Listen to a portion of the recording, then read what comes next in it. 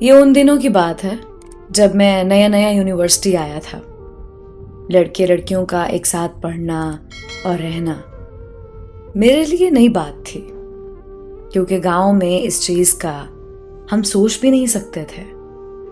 گاؤں میں تو باپردہ ماحول تھا اور بیٹے بیٹیوں پر کڑی نظر رکھی جاتی، کہیں وہ اپنے راستے سے بھٹک نہ جائیں۔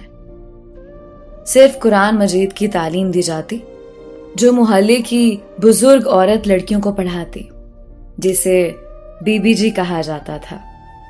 میرے لیے یہ سب نیا تھا۔ لڑکیوں کے بن سور کر آنے سے ایسے معلوم ہوتا جیسے یہاں کوئی شادی ولیمہ کی تقریب ہونے والی ہے۔ مجھے ایڈجسٹ کرنے میں 1 سال لگ گیا، یعنی میرا تیسرا سیمسٹر شروع ہو چکا تھا۔ ایک دن یونیورسٹی میں ایک سینئر سے ملاقات ہوئی تو باتوں باتوں میں انہوں نے مجھے ایک واقعہ سنایا جو بہت دل خراش تھا۔ اس نے بتایا کہ ہماری کلاس کی ایک لڑکی تھی، وہ بہت خوبصورت اور حیادار بھی تھی۔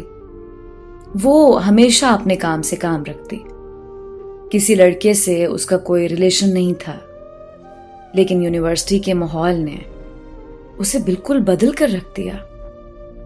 اس کی کلاس فیلو سے دوستی ہو گئی، ان کا اٹھنا بیٹھنا کلاس لینا سب ایک ساتھ ہوتا تھا۔ گرمیوں کے ایام شروع ہوئے تو لڑکے نے لڑکی سے مر جانے کی خواہش کا اظہار کیا، مگر اس نے صاف انکار کر دیا۔ لڑکے نے بہت منتوں سماجتوں کے بعد لڑکی کو رضامند کر لیا۔ اس وقت فائنل ٹرم پیپر چل رہے تھے تو لڑکے نے لڑکی سے کہا، تمہاری فیس میں پے کر دیتا ہوں، جو آپ کے گھر سے فیس آئے گی پیپرز کے بعد ہم مری چلے جائیں گے۔ لڑکی اس کی چالوں میں آ گئی اور اپنا فیس چالان اس کے ہاتھ میں تھما دیا۔ لڑکے کا دوست بینک میں کیشیئر تھا، اس نے معصوم لڑکی کو دھوکہ دینے کے لیے جعلی سٹیمپ لگا کر چالان لڑکی کو دیا۔ یہ لو آپ کی فیس پے ہو گئی ہے۔ لڑکی خوش ہو گئی۔ ہوا کچھ یوں کہ لڑکی کی فیس پیپرز ہونے سے پہلے آ گئی تو اس نے لڑکے کو دے دی اور دونوں نے مری کی تیاری شروع کر دی۔ یہاں سے تو وہ صرف دوستی کا مان رکھتے ہوئے اکیلی جا رہی تھی، مگر اس لڑکے نے 4 دوستوں کو بھی ساتھ ملا لیا۔ وہ راتوں رات ہاسٹل سے نکلی اور ان کے ساتھ روانہ ہو گئی۔ 3-4 دن سے گھر رابطہ نہ ہوا تو اس کی فیملی بہت پریشان ہوئی، کیونکہ اس کا موبائل بھی بند جا رہا تھا۔ جب ہاسٹل سے رابطہ کیا گیا تو معلوم ہوا کہ وہ گھر جانے کے بہانے سے 5 دنوں سے ہاسٹل سے جا چکی ہے۔ فیملی میں پریشانی کی لہر دوڑ گئی۔ دوسری طرف وہ عزت کا جنازہ نکلوا کر واپس آ گئی۔ واپس آ کر گھر میں یہ کہہ دیا کہ اس کا موبائل خراب تھا اور وہ اپنی سہیلی کے گھر لاہور گئی ہوئی تھی۔ 2 ہفتوں بعد فائنل ٹرم پیپرز کی ڈیٹ شیٹ بھی آ گئی تھی۔ پہلا پیپر تھا۔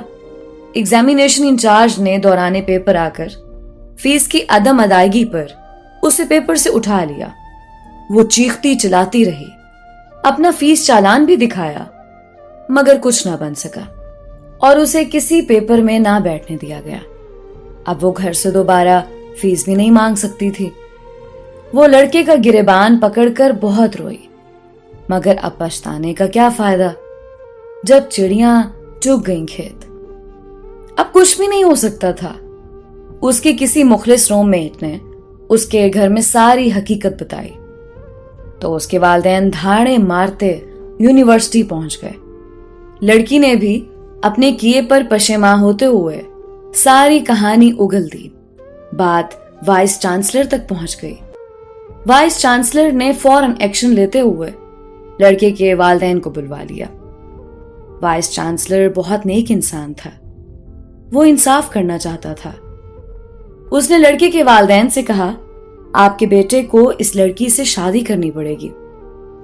والدین ہکا بکا رہ گئے، لیکن لڑکے نے یہ کہتے ہوئے شادی سے انکار کر دیا کہ اس کی تو عزت ہی نہیں ہے۔ دوستوں سمیت مل کر عزت لوٹنے والا بھلا کیسے اسے اپنا سکتا تھا؟ کل دوست بھی اسے تانے دیتے۔ وائس چانسلر نے وہی موقع پر دونوں کے बैड कैरेक्टर सर्टिफिकेट बनाकर हायर एजुकेशन कमीशन को भेजकर उनको हमेशा के लिए इबरतनाक बनाकर किस्सा तमाम कर दिया। दोस्तों, इस कहानी से लड़कियों को एक मैसेज देना चाहता हूं कि खुदारा यूनिवर्सिटी या हॉस्टल में रहकर बूढ़े वालिदैन की इज्जतें पामाल ना करें।